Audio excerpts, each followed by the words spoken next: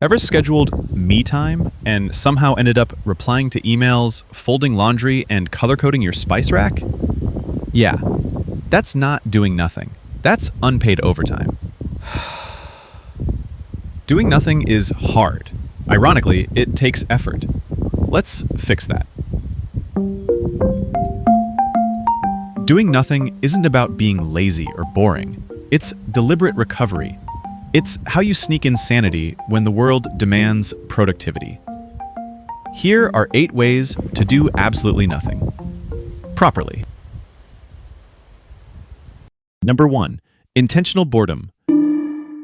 Boredom isn't a bug. It's a feature. We've been trained to fear it, to treat it like laziness, wasted potential, or proof that something just isn't interesting enough. But here's the truth. Boredom is the prelude to creativity, the quiet before the insight. When your brain isn't being fed, no phone, no tabs, no music, no multitasking, something wild happens. It starts thinking for itself. Not the grocery list kind, not the doom spiral kind, though that may show up first, but eventually the kind that surprises you. You'll recall a conversation from 3 years ago you never processed. You'll connect 2 ideas that didn't seem related. You'll rehearse a speech you haven't written yet. You might even solve a problem that didn't have a name. Intentional boredom is a clearing, a pause in the noise, a place where thoughts can echo and settle. So sit there, lie there, be there, do nothing on purpose. And when that itch to be productive starts crawling in, just notice it, then let it crawl away. Because here's the twist. Your best ideas won't always come when you're focused. They'll sneak in when you're doing nothing and not feeling guilty about it. Number 2. Sit and stare. Find a chair. Sit. If you're already seated, perfect. Don't move. Now, stare.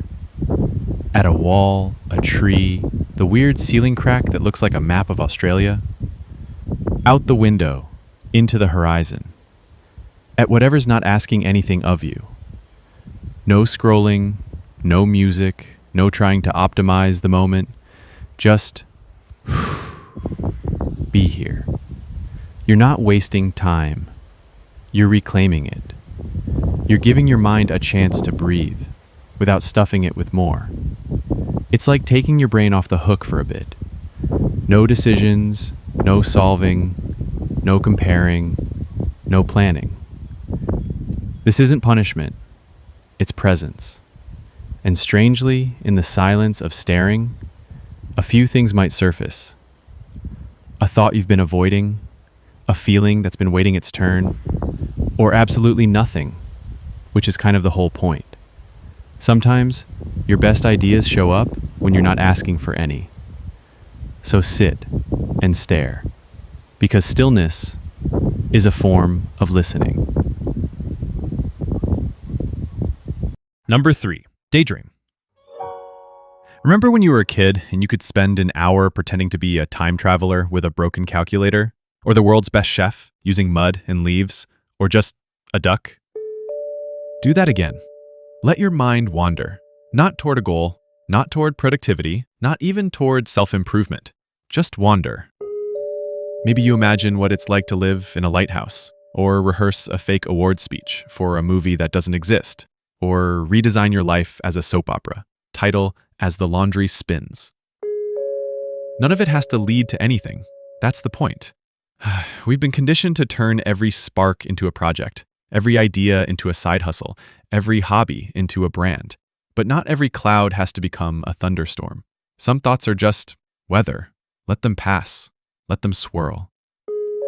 Daydreaming is mental stretching. It keeps your brain flexible, playful, alive. And honestly, the things you imagine when no one's looking, that's where you are. So go ahead, be a duck. You don't have to explain it to anyone. Number 4, lie down. Bonus if it's 3 p.m. and the sun's doing that golden afternoon thing.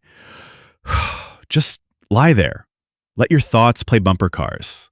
Great ideas show up when you're horizontal. Newton and the apple, remember? Number 5, doing something boring slowly. Wash the dishes like they're antique porcelain. Fold your laundry like it's origami for someone you love. Wipe the table like you're polishing a memory. Whatever the task, slow it way down. No podcast in the background, no rushing to get to the next thing. Just this. One moment, one motion. It might feel silly at first, indulgent even, but boredom becomes presence when you're no longer trying to escape it. The mundane turns meditative. The ordinary starts to glow. You'll notice the warmth of the water, the texture of your shirt, the small sense of satisfaction when one task is truly complete. It's not about efficiency. It's about experience, about choosing to do less with more attention. In a world addicted to speed, slowness becomes a quiet rebellion and maybe a gentle form of self-respect. Number 6. Watch clouds or rain. The original Netflix. Before plot twists, before autoplay, before screen fatigue. Just sky, and whatever it decides to do today. Watch the clouds drift like lazy whales across the sky, or morph into dragons, dolphins, or vaguely threatening sandwiches. Watch the rain fall, not on your to-do list, but just around you. Notice how it taps the windows like it's asking to be let in, how it washes the world without asking anything back. There's no climax, no algorithm trying to hijack your attention, just movement, repetition, beauty, and stillness, disguised as motion. We often forget how soothing pointless observation can be. No commentary, no need to interpret, just witness. It's cheap therapy. Actually, it's free. No subscriptions, no updates, no, are you still watching? Yes, you are. And in doing so, you return to yourself. Number 7. Walk mindlessly. Not for cardio, not to hit 10,000 steps, not even to buy milk, unless you forget to come back with it. Then maybe it was a mindful walk. Just walk, with no destination. Pick a direction and go, or take the long way home, one street over from your usual. You might notice how one house has 5 wind chimes, none in tune. Realize all your neighbors own the exact same potted plant. Smell something cooking and suddenly feel 8 years old and homesick for a meal you forgot. That's the point. You're not collecting sights. You're letting your brain unclench. Walking without purpose gives your inner monologue a break from performing. Let your feet lead. Let your mind lag behind. And when a thought shows up, good, weird, or wildly useless, just let it pass. Like a cyclist ringing their bell behind you. Bad at meditating? Try walking badly. Same piece, more scenery. Number 8. Don't force it. Not all doing nothing is a good form of nothing. Sometimes what you really need is not stillness, but a release. Like when you're tossing and turning at 1 a.m., determined to sleep, even though your mind is doing a TED Talk on every mistake since 2013. That's bad nothing. Trying to meditate when your chest feels tight, sitting still when you're actually spiraling, that's not peace, it's pressure dressed up as mindfulness. Instead, get up. Walk around your home slowly. Scribble nonsense in a notebook. Do a few stretches. Watch the rain fall outside, or trace patterns in the ceiling. Let your nervous system discharge. Let your thoughts run a few laps until they tire out on their own. Then, maybe, you'll find your way into real rest. Not forced, just allowed. Doing nothing is powerful, but only when it's kind.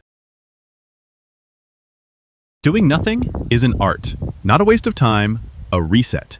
So next time you find yourself cramming rest between 2 Zoom calls, pause. Really pause. Choose one of these. Try it for 5 minutes. Let your brain breathe. What's your favorite way to do absolutely nothing? Or what's one nothing activity that secretly resets your soul? Drop it in the comments. Your nervous system will thank you. And if you're still here, do nothing. Right now. For 5 minutes. Yes, even if the algorithm wants you to click next.